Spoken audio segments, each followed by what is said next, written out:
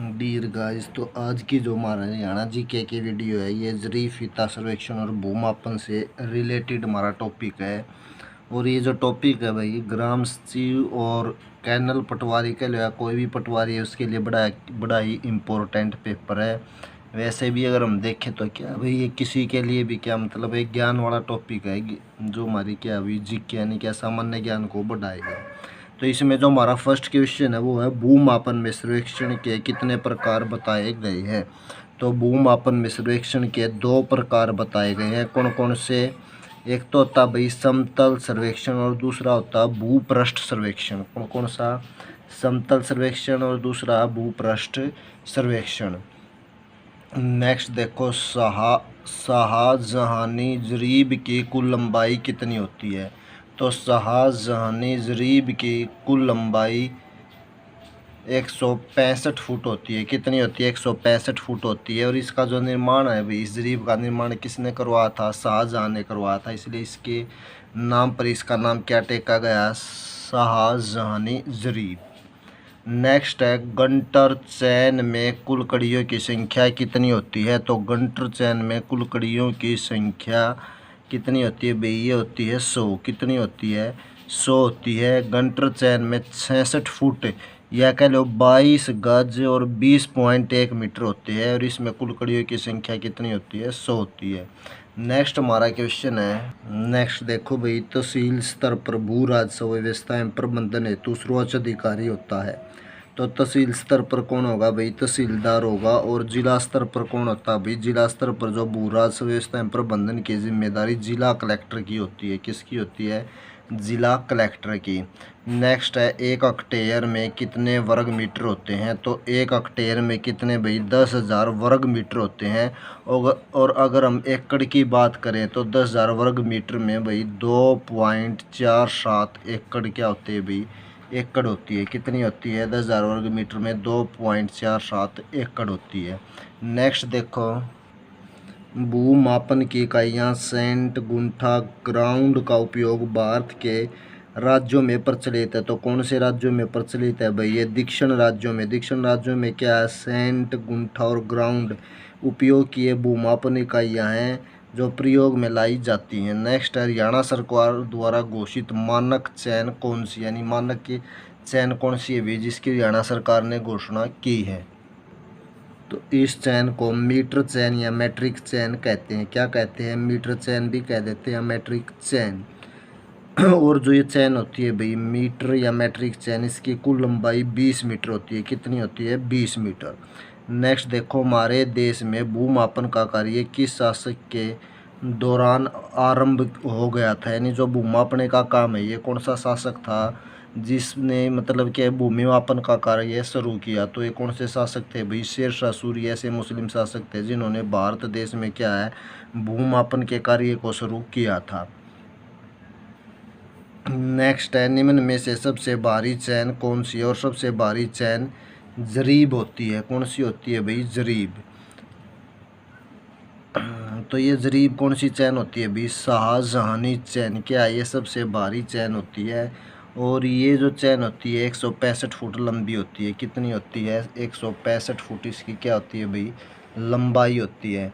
Next देखो, कौन सी चैन शाहजहानी चैन की आधी होती है, यानी इससे आधी होती है उसकी लंबाई। तो कौन सी होती है भाई? ये जो चैन होती है बंदोबस्ती चैन होती है। और इसकी जो लंबाई है 82.5 फुट होती है। कितनी होती है? 82.5 फुट होती है। ये कह लो कि जो शाहजहानी चैन है उसकी कितनी होती है? ये आधी होती है।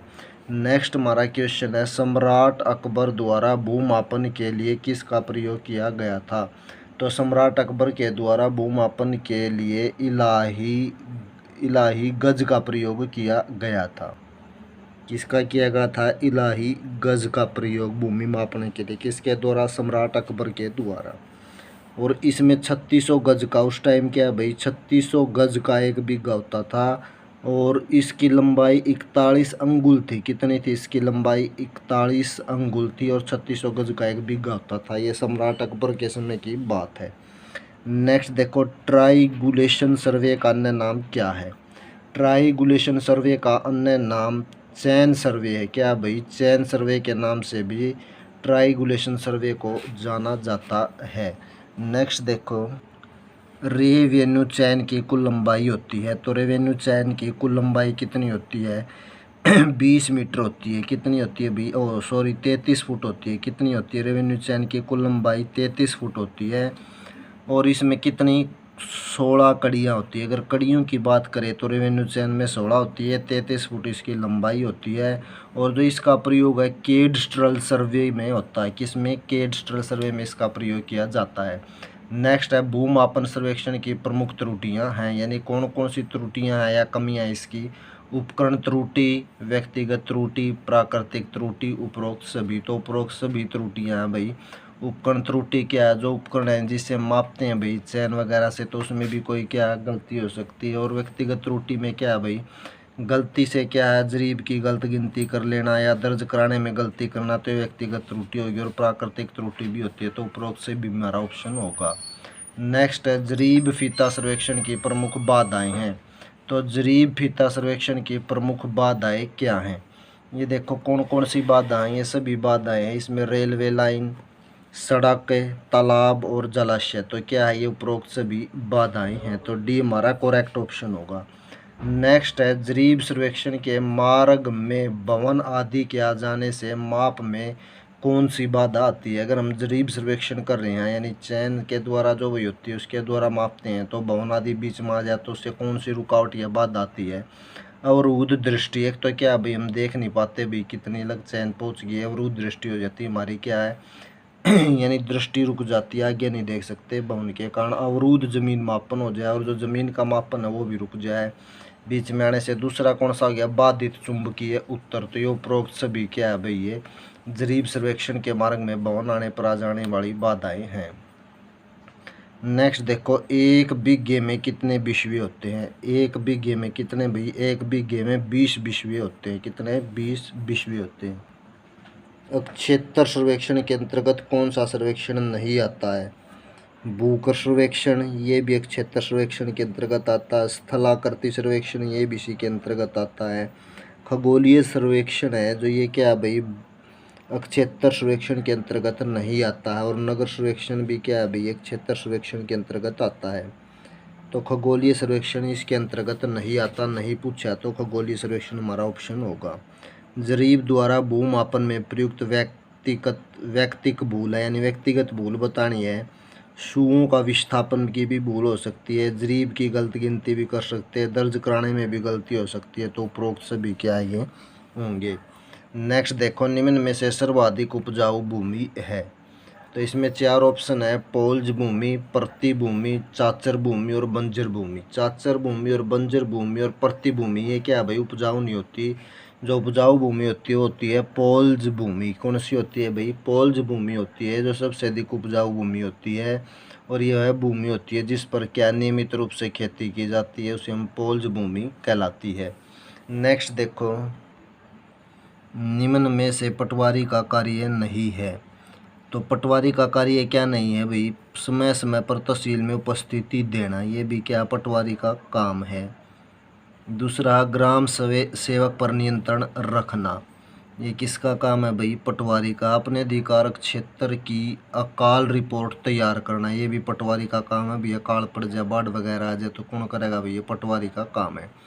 तहसीलदार पर नियंत्रण रखना, तो ये क्या भाई? पटवारी का काम नहीं है। तो हमारा डी ऑप्शन क्या होगा? करेक्ट होगा, क्योंकि तहसीलदार क्या पटवारी से बड़ा अधिकारी होता है, तो उस पर क्या है? पटवारी का नियंत्रण नहीं होता है। नेक्स्ट देखो, हरियाणा में राजस्व न्यायालय कहाँ पर स्थित है? देखो इम्पोर्टेंट क्वेश्चन है, राजस्व न्यायालय पूछ लिया। जैसे वन एवं पर्यावरण मंत्रालय होता है, उसी प्रकार राजस्व मंत्रालय जो हरियाणा का, वो गुरुग्राम में है। कहाँ पर है भाई? ये गुरुग्राम में है। देखो इसमें बताया भी गया कि हरियाणा में राजस्व न्यायालय गुरुग्राम में स्थित है, जबकि हरियाणा का उच्च न्यायालय चंडीगढ़ में स्थित है। और हरियाणा में पर्यावरण न्यायालय हिसार व फरीदाबाद में स्थित है। वर्तमान में हिसार के स्थान पर पर्यावरण न्यायालय कुरुक्षेत्र में कार्यरत है। तो वर्तमान में हिसार के स्थान पर कहाँ पर कार्यरत है भैया? कुरुक्षेत्र में। नेक्स्ट हमारा क्वेश्चन, अकबरी चैन को न किस नाम से भी जाना जाता है? तो अकबरी चैन को न तनाव के नाम से भी जाना जाता है। किस नाम से? तनाव। नेक्स्ट देखो, एक मालिक से दूसरे मालिक के पास जमीन संपत्ति के स्वामित्व या हस्तांतरण बदली के संबंध में किया सर्वेक्षण कहलाता है। यानी एक मालिक है और उसने किसी दूसरे मालिक के पास अपनी ज़मीन या संपत्ति का हस्तांतरण कर दिया, वो दूसरा स्वामी बना दिया, तो इसके संबंध में किया गया सर्वेक्षण क्या कहलाता है भाई? भू कर सर्वेक्षण कहलाता है। कौन सा? भू कर सर्वेक्षण कहलाता है। प्रकाशीय गुणिया में भू प्रबंधन सर्वेक्षण के अंतर्लंब समानतः लिए जाते हैं। तो भू प्रबंध सर्वेक्षण के अंतर्लंब सामान्यतः लिए जाते हैं। कौन से लिए जाते हैं भाई? राइट एंगल से। किससे लिए जाते हैं? राइट एंगल से लिए जाते हैं। नेक्स्ट है, प्रकाशीय गुणिया में दोनों आयताकार दर्पण। तो पूछा था भाई, प्रकाशीय गुणिया में दोनों आयताकार परस्पर कितने डिग्री के कोण पर झुके होते हैं? तो ये परस्पर कितनी डिग्री के कोण पर? 45 डिग्री के कोण पर झुके होते हैं। नहीं, प्रकाशीय गुणिये के आयताकार में दर्पण परस्पर कितनी डिग्री के कोण पर? 45 डिग्री के कोण पर झुके होते हैं। इसकी चित्र देखो भाई, प्रकाशीय गुणिया किस प्रकार का होता है। ये देखो, ये जो तस्वीर दिखाई गई है भाई, प्रकाशीय गुणिया की दिखाई गई है। और नीचे देखो, ये इसकी क्या है? पिक्चर है। हत्था कहाँ होता? प्रकाशीय गुणिया और हुक। तो इस प्रकार ये प्रकाशीय गुणिया की क्या भाई? तस्वीर है। तो जो ये दर्पण होते हैं भाई, कितनी? 45 डिग्री के कोण पर परस्पर झुके होते हैं। नेक्स्ट देखो, दर्पण ये यहाँ पर दिए गए हैं। नेक्स्ट हमारा क्वेश्चन है, भू सर्वेक्षण में प्रयुक्त चिन्ह है। तो भू सर्वेक्षण में प्रयुक्त चिन्ह कौन सा है भाई? पंजा, गोदा, मरकज या उपरोक्त सभी। तो भू सर्वेक्षण में प्रयुक्त चिन्ह उपरोक्त सभी हैं। पंजा भी होता है, मरकज भी और गोदा भी। मील फलांग में दूरियों को तथा एकड़ों में क्षेत्रफल मापने के लिए कौन सी जरीब प्रयोग में लाई जाती है? यानी मील फलांग में दूरियों को तथा एकड़ों में क्षेत्रफल मापने के लिए जो जरीब प्रयोग में लाई जाती है वो गुंटर जरीब और इंजीनियरिंग जरीब। तो ये दोनों है। तो इस प्रकार से हमारा जो ऑप्शन है वो सी सही होगा, ए और बी दोनों। भूमापन में होने वाली त्रुटि जो कभी एक दिशा में घटित होती है तो कभी दूसरी दिशा में, तथा जो एक दूसरे के प्रभाव को अधिकांशतः समाप्त कर देती है, क्या कहलाती है?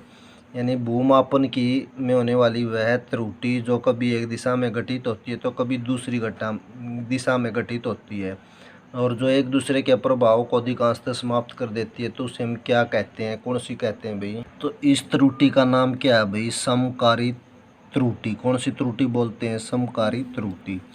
जरीब द्वारा भूमापन में प्रयुक्त व्यक्तिक भूल है। जरीब द्वारा भूमापन में प्रयुक्त व्यक्तिक भूल: सुओं का विस्थापन, जरीब की गलती, गिनती करना, दर्ज कराने में गिनती। तो उपरोक्त सभी। ये क्वेश्चन पहले भी रिपीट हो चुका है, तो उपरोक्त सभी हमारा ऑप्शन होगा।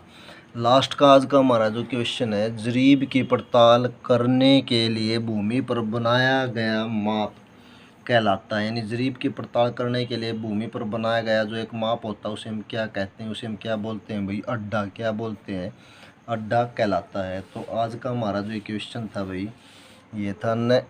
नेक्स्ट वीडियो में फिर हाजिर होंगे।